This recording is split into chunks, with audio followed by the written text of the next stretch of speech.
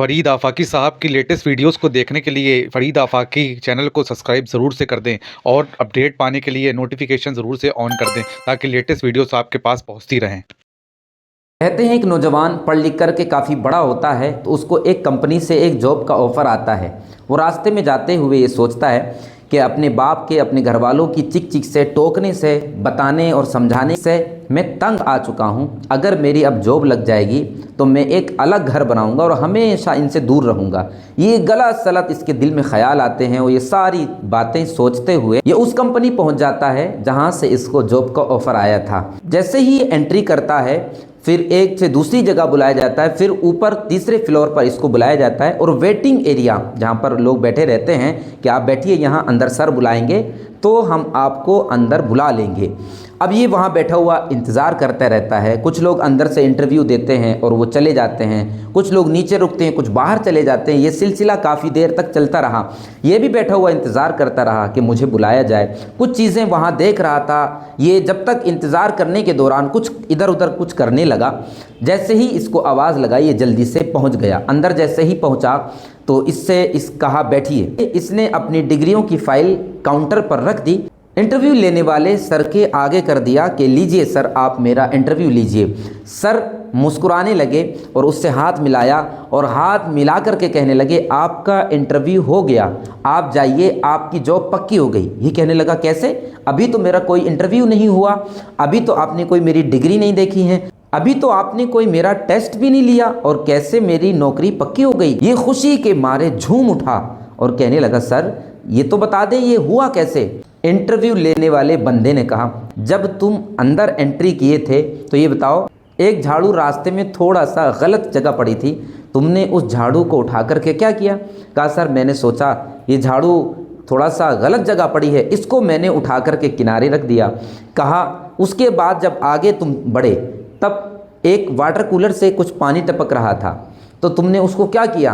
कहा मैंने देखा कि ये पानी टपक रहा है, पानी बर्बाद हो रहा है, मैंने उस पानी के वाटर कूलर को सही से बंद कर दिया।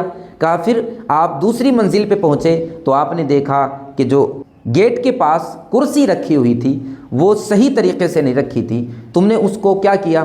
कहा मैंने उस कुर्सी को सही से रख दिया। कहा इसी तरीके से दूसरी मंजिल पे पहुँचे तो तुमने कुछ सामान उल्टा सीधा बिखरा हुआ देखा तो क्या किया? कहा मैंने उसको सही से रख दिया। कहा जब आप वेटिंग रूम में बैठे थे उस वेटिंग एरिया में आपने देखा कुछ सामान इधर उधर रखा हुआ था, डस्टबिन और वाइपर, वो सामान आपने क्या किया? कहा वो जो सामान जहाँ रखना चाहिए था सर मैंने वो सामान वहाँ रख दिया।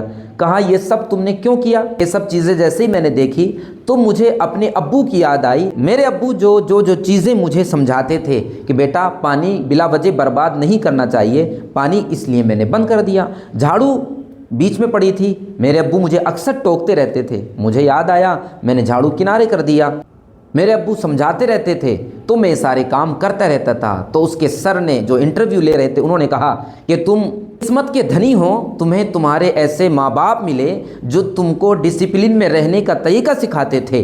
अब ये सारी बात सुन करके हैरान हो गया और बाहर निकला रोते हुए, अपनी गलत इरादे से तौबा किया और घर जाकर के अपने बाप के आगे हाथ जोड़ के खड़ा हो गया और कहा अब्बू मुझे माफ़ कर दीजिए, मैं तो रास्ते में सोच रहा था कि आपका बार बार टोकना मुझे बर्दाश्त नहीं है।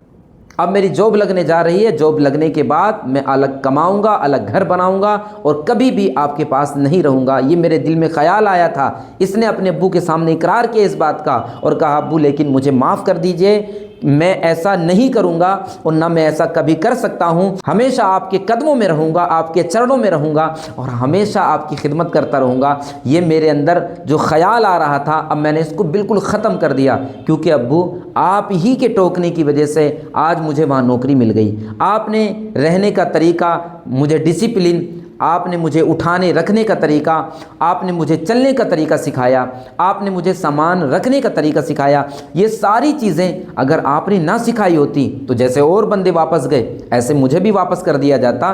इसलिए आज मुझे जो जॉब मिली है वो आपके समझाने और आपके डिसिप्लिन सिखाने की वजह से कि बेटा इस तरीके से रहना चाहिए, इस तरीके से चीज़ें रखनी चाहिए, ये फजूल लाइट नहीं जलाना चाहिए, वजह पानी बर्बाद नहीं करना चाहिए।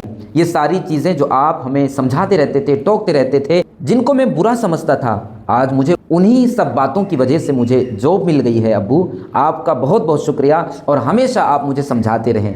याद रखना मेरे भाई, जिस बाग का माली नहीं होता वो बाग उजड़ जाता है। अगर हमें और आपको कोई समझाने वाला मिला है, अगर हमें और आपको कोई कुछ बता रहा है, तो हम और आप खुश नसीब हैं। हज़रत उमर उलमा को अपने साथ रखते थे और कहते थे अगर मैं कोई गलती करूं तो आप मुझे समझाना। सिर्फ़ और सिर्फ इस बात की उन उलमा को वो तनख्वाह दिया करते थे। आज हमारे यहाँ क्या है, चाहे कोई आलिम हो, चाहे कोई अब्बू हो या कोई हो, अगर हमें कुछ बताता है हम उसकी बातों का बुरा मान जाते हैं। नहीं, आज अगर हमें कोई समझाने वाला है, टोकने वाला है, कोई भी हमारी इस्लाह करने वाला है, तो हम खुश नसीब हैं। और हमें अपने ऐसे बड़े लोगों की कदर करना चाहिए, ना कि उनसे गुस्सा होना चाहिए, और नरमी इख्तियार करके उनका अदब एहतराम करते रहना चाहिए। और फिर ऐसे भी जब बड़े बूढ़े हो जाते हैं तो कभी कभी उनकी बात 2 से 4 बार निकल आती है, 4 से 5 बार कह देते हैं। तो आप अपने बचपन को याद कीजिए कि बचपन में आप भी एक एक बात को कई कई बार दोहराते थे। और याद रखना, जिस तरीके से आपके अब्बू आपके वालिद बने हैं, एक दिन आप भी